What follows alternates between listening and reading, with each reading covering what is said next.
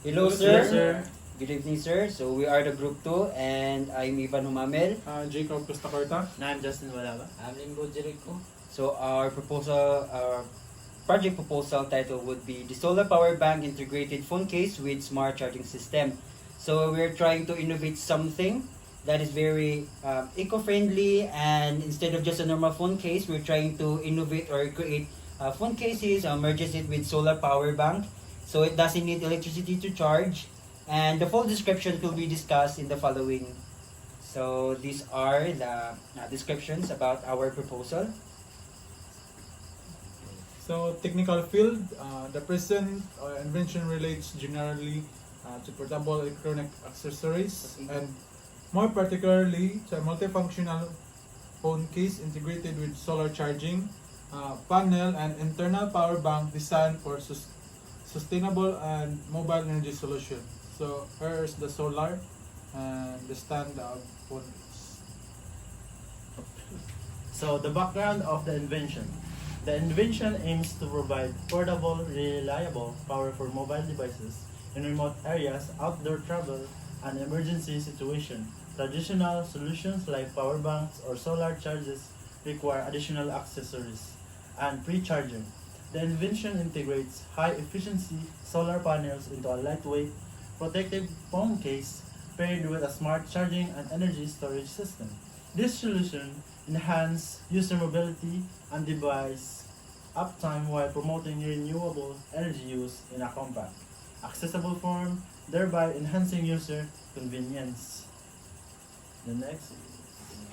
So, the description of the several views of the drawing, so discussed by Limbo. So, front view figure 1 is a protector called a power bank. Case of a sleeve, these are a protective covering designed to absorb the impact and prevent the damage from drop or bumps. Figure number 2 is a phone stand cradle designs to hold a phone securely. This allows for a hands-free viewing or use while the phone charges. Figure number 3 is also a protector called power bank. Case of sleep, same functions or the figure number 1. In figure number 4 is the main body. This houses battery and circuitry. The design is this compartment for the power bank itself. Figure number 5 is the structure supports that the vertical and corner elements enhance the structural integrity of the designs, providing additional strength and stability to withstand drops and impact.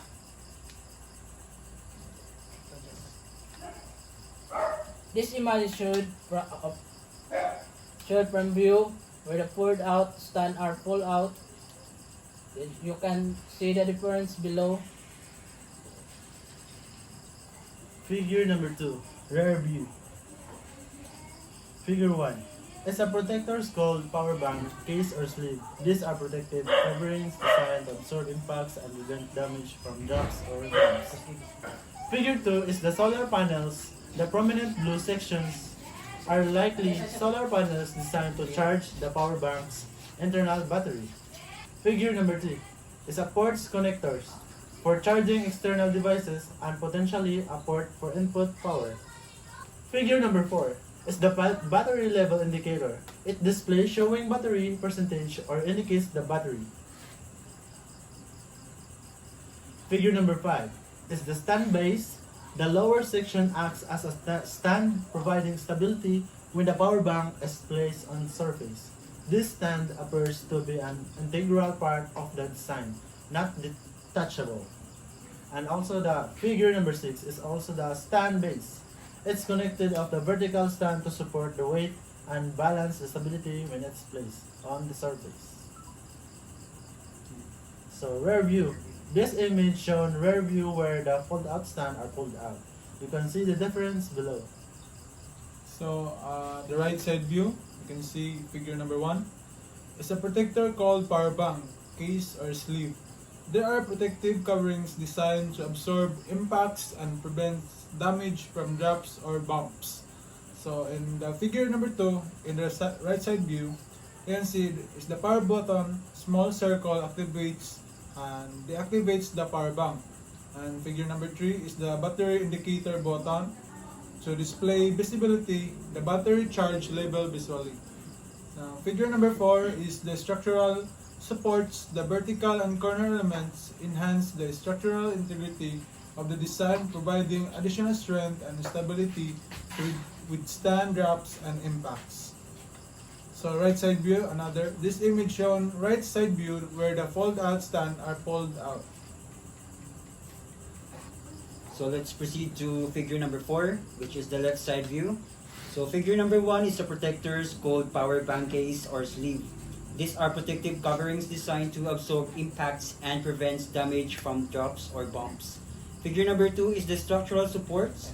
The vertical and corner elements enhance structural integrity of the design, providing additional strength and stability to withstand drops and impacts. Figure number 3 is the main body. The house's battery and circuitry. The design suggests a compartment for the power bank itself.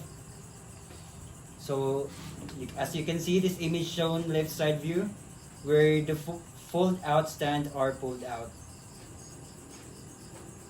Figure number 5, top view. Figure number 1, the structure supports the vertical, the corners elements enhance the structural integrity of the designs, providing additional strength and stability to withstand drop and impact. Figure number 2 is the protector called power bank case or sleeve. These are a protective covering designs to absorb impact and prevent damage from drop or bugs. Figure number 3 is the charging ports slots. These 3 slots are designed to accommodate different phone size and potentially other device that need charging. Figure number 4 is a phone stand straddle designed to hold a phone securely. This allows for hand-free viewing or use while the phone charges. Figure number 5. The large rectangular sections forms the main body of the power bank. This houses the internal battery and circuitry. So this image is shown top view where the fold out stand are fully out. Figure number 6, bottom view. Figure number 1 is a protectors called power bank case or sleeve. These are protective covering designs to absorb impacts and prevent damage from drops or bumps.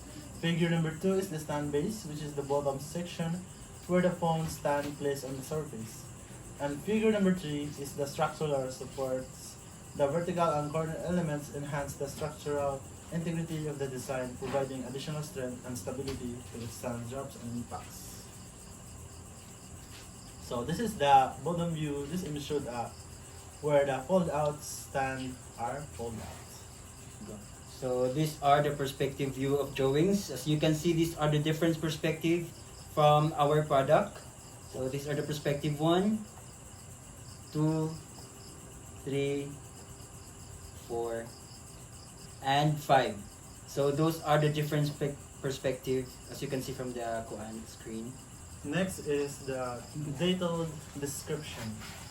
The invention consists of a protective phone case made from the lightweight, shock-absorbent material such as polycarbonate or biodegradable plastic. On the outer rear surface, high-efficiency solar cells are laminated into the case body. Internally, a rechargeable lithium polymer battery stores energy collected by the solar cells. A microcontroller-based smart charging system monitors the battery health, prioritize solar input, and safely regulates output to the phone through a built-in connector or wireless charging coil.